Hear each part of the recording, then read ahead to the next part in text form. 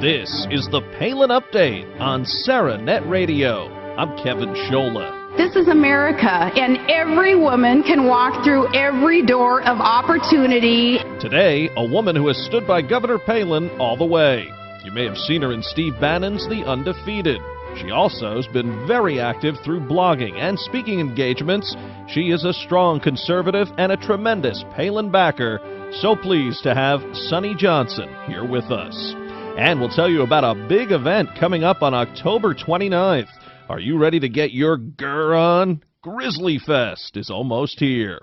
First, a woman that, not unlike Governor Palin, has taken plenty of cheap shots, but keeps on ticking. Sonnie Johnson, thank you so much for joining us here on the Palin Update. Thank you so much for having me. Now, first, for some background, tell our listeners a little bit about yourself and how you came to be involved with Governor Palin, so much so that you are prominently featured in the spectacular Stephen Bannon film, The Undefeated, highlighting Sarah Palin's accomplishments. Well, she was really one of my inspirations for why I got involved, and I really got active. And after the 2008 run was over, and she went back to Alaska and everything was silent for a minute, and when she quit and came back out and on fire, it was just like motivation for me just to say that you didn't have to have a title, which was one of her lines that was one of my favorite ones, because right around that time I was president of the Frederick Douglass Foundation, and we had a little falling out, and I had lost that title, and I was like, okay, so what do I do next? And then she came out again and said, you don't have to have that title to do something. And I'm like, every single movement that I've made so far in my progression towards getting into the arena and developing myself a name, has been Sarah Palin along the way saying, you don't need a title, fight like a girl, stand on your principles. Every single step of the way she was there, and something that she was saying in her overarching campaign was something that I needed to hear in my personal life. So I was really pleased to be a part of the movie. Along the way, you've acquired the nickname the Hip-Hop Palinista. How'd that come about? Well, I gave myself that name because I'm totally of the hip-hop generation. I grew up with it. I love it. It's in my blood.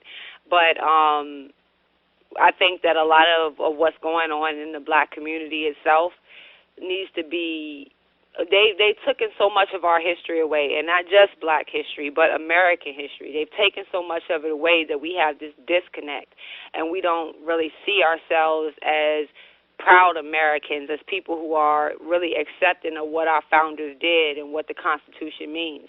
So I want to be one that can merge both the principles of hip-hop and the principles of conservatism into a message that can be given to the black community as an alternative to what the Democrats are offering. You've taken some heat, some real character attacks. I've seen some of it myself, some of the things said about you on Twitter and other social media, bashing you because you're a black conservative and a Palin supporter. And I've seen some nasty words from blacks and whites hurled your way. What's your take on this? I've been called worse. when I met Governor Palin and Pella for the release of The Undefeated, she asked me straight out, she was like, are you ready for all the hate that's going to come your way from being associated with me?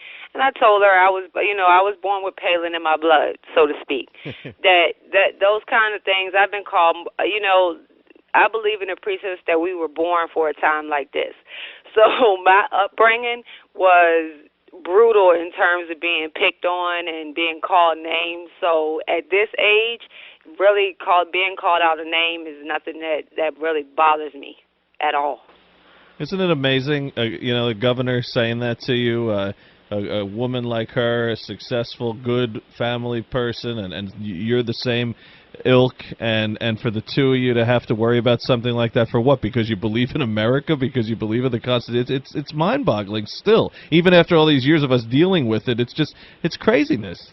Well, that's why I said they have rules that they want us to play by. They want us to say that every single time we get attacked, they want us to come out and be like, this is not what we are. No, I'm not doing that.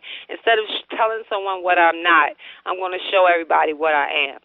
And that's, what I'm saying, that's Palin in a nutshell. You're not gonna define who I am. I'm going to do it by my actions. and those will speak for me. And I think that that's a lot of what embodies this new movement that's coming up. And one of the things you notice is that it's led by a lot of women. I mean, we have come to the point where we've been downtrodden and beaten down and had all of these things thrown at us that we're not smart, we're not this, we're not that. Those kind of things won't work anymore. And I think that the left is realizing that in the world of social media and networking, that we have found each other now. Where we used to be so separated and fragmented, now we're able to find each other. Now we are able to see our true numbers. Now we're able to communicate and to plot and to plan and to do all the things that they've been doing for years. And I think this scares the life out of them, and I'm so happy about that. Why do you think some on the left, they use phrases that really misrepresent things? I heard something recently, white conservatism. What's that about? I mean, what about being conservative has a color to it? That one stuck out to me recently. Well, that's the point of not even trying to fight it anymore. I don't even want to fight it anymore. If you want to say it's white conservatism, then I can bring it back to the fact that I could say blacks were the original conservatives because we were the ones that were given the bad part of the pig and learned what to do with it. We were the ones who were who were given nothing and learned how to make it in our way. We were the ones who learned thrift, who learned family values and morals and supporting each other and building community from ground up. That if you want to say what conservative is, it was learned especially in the black community after slavery was over and during the area of Reconstruction.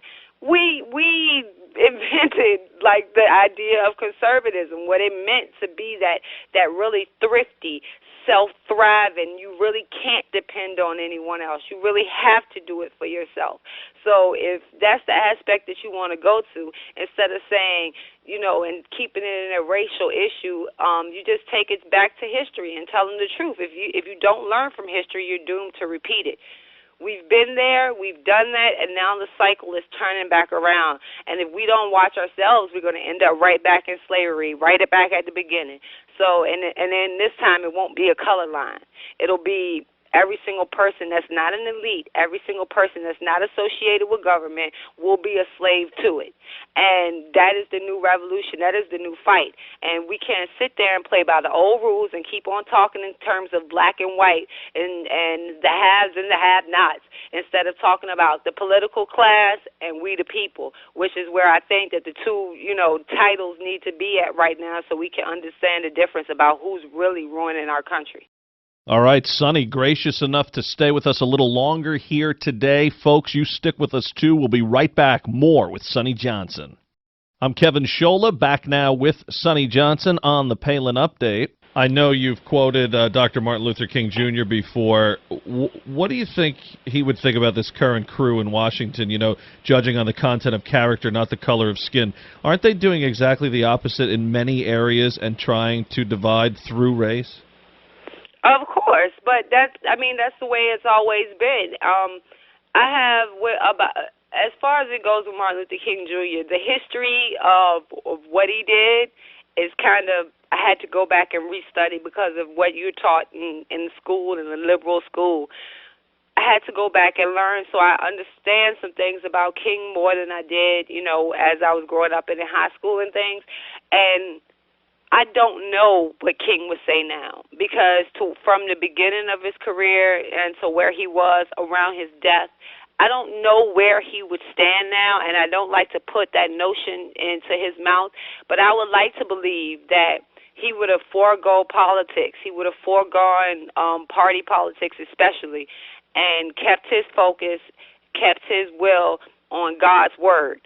And that's the only thing that I can say for certain that I would really believe about King, that he would have kept God's word. And so would he still be on the side of abortion? Would he still be on the side of same-sex marriage? These questions, I don't think so. I think he would have stayed closer to the side of the Bible than the actual party politics. But that's just me saying it. I couldn't speak for him himself. But in terms of the content of the character, no one gets judged on the content of their character anymore. It's now who you with, what kind of pull you have, which politician is endorsing you, or which politician are you endorsing? You know, and it's turned away where it's no longer about the people and about the movement and about prosperity for everyone. Now it's turned into this thing where it's let's just keep them distracted long enough for us to do what we need to do. And so they have us fighting amongst ourselves. And this isn't a judge of character. This isn't this is them making us into useful idiots. And that's where they have us at right now, fighting and bickering amongst ourselves while continuously they're growing the size of government. They're putting that structure in place so that if they can actually pull it off, we won't even know what hit us. So I don't know where King would fall on the issues of whether he would be an Obama supporter or whether he'd be railing against Obama. But I do know that I think he would have believed in God, and as long as we keep that notion with us at all times, that God created us, that we do have a purpose, that he has us here for a reason, then I think that we will do the legacy of King justice. That's well said. Sonny, were you surprised that Governor Palin decided not to run for the presidency in 2012? Oh, heartbroken. And I didn't even know that she was doing the interview, so I got word on Twitter.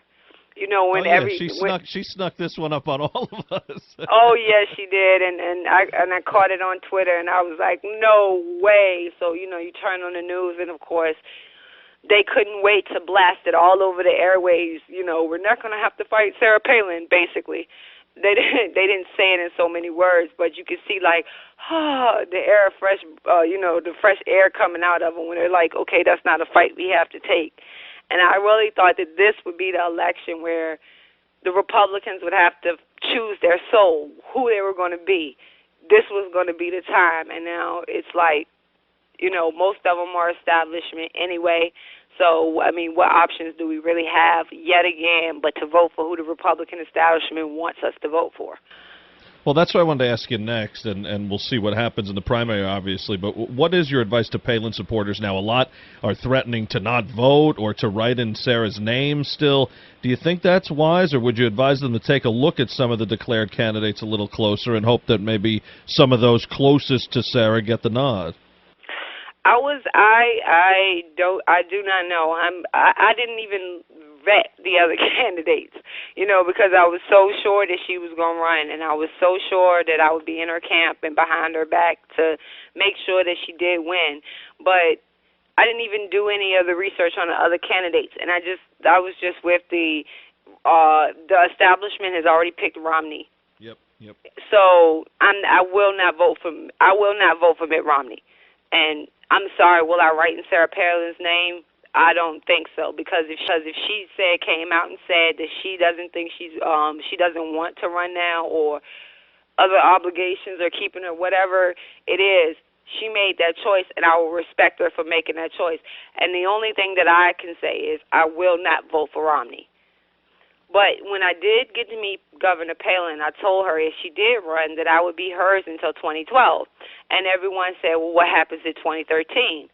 I said, well, the size of government will shrink, and people like us are going to be needed in our communities. We're going to be needed in our local politics so that we can start destructing some of the local structures that they've put in place.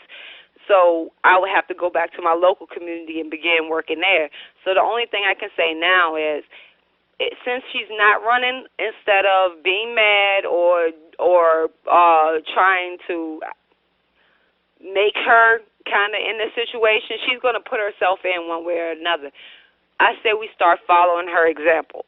She went from a single housewife to the school board, to the mayor's office, all the way up to the governor's office, and that's what we need. So instead of keep running after Sarah, follow her example. Get into your local politics, make a difference into your local politics, and in that way, instead of there being one Sarah Palin, but maybe around the next election cycle, there'll be 1,000 Sarah Palins. All of us who started at the bottom and built our way up in our local communities and made a name for ourselves and made a record for ourselves about the impact and the power that true conservatism can have when it's under the right leadership. On a personal level, Sonny, what's going on? Tell us what you're doing, your latest projects, and how folks can check out what you're up to. Well, right now I'm in the process of trying to get my own radio show up. because I had seriously didn't even set any plans because I was so sure she was going to run, and I was so going to turn over my life to making sure Sarah Palin was president. But so now that she's decided she isn't going to run, I'm going to get my radio show back up and running. So it's going to be under Did She Say That Radio. I should be putting out some little advertisements for it soon, and I'll be looking for some donors, advertisers, that kind of thing to kind of help me out. But that'll be out soon. My blog site, DidSheSayThat.com. I'll be back to writing on that this week. I took a little hiatus because I was finishing up my book, which is being edited right now, and that should be out soon, and that'll be The Destruction of Liberalville, as well as I got to tape one of my spoken words, which is like poetry, with Stephen Bannon. He did a professional cut of it for me, and I should have that available for release too. And that's also a trip through Liberalville and kind of explains the perspective of my community and what I see the liberals have done to it. Perfect time of year with Halloween coming to scare people with Liberalville, right? Oh, well, it's not meant to be scary. It's not meant to be scary. It's more to be defining, and I think that's the one thing that they have done so well, is they've hid themselves so well. And you can't tell the difference between a liberal thought and a conservative principle, because they've taken the conservative principle and twisted it with their liberal thought. So now I'm trying to just clarify it, and then to hopefully let the black community open up their eyes to see what we already have, instead of keep on crying about what someone else should give us. Sonnie Johnson, thank you so much, and good luck with everything. I'm sure we'll talk again soon. Thank you so much for having me. I appreciate it. Sonnie Johnson, someone to keep a close eye on in the conservative movement. As you heard, a very engaging woman, really fun to hear from her today. Now, folks, on October 29th, Palin supporters will gather for Grizzly Fest. It's an online summit. Some of the folks you've heard right here on the Palin Update in recent weeks will participate, including Steve Bannon, Jedediah Bila, and Jackie Siciliano. I will also be involved, talking about this very program. Grizzly Fest set for Saturday, October 29th from 2 to 5 p.m. Eastern Time. Be sure to check it out. And for the latest, follow Grizzly Fest on Twitter @GrizzlyFest, also on Facebook. As you can see, the support for Governor Palin stronger than ever. Looking forward to this historic event. Well, that'll just about do it for this edition of the Palin Update on SaraNet Radio. Be sure to visit SaraNet.net for continuing coverage of Governor Palin, our radio show, plus plenty of articles from yours truly and our SaraNet contributors. Also, follow us on Twitter @SaraNet Radio. I want to thank everyone here at SaraNet Radio. Thanks to Sonnie Johnson. And thank you for listening today. Please be sure to join us next time for another edition of the Palin Update. I'm Kevin Scholla. Have a pleasant day.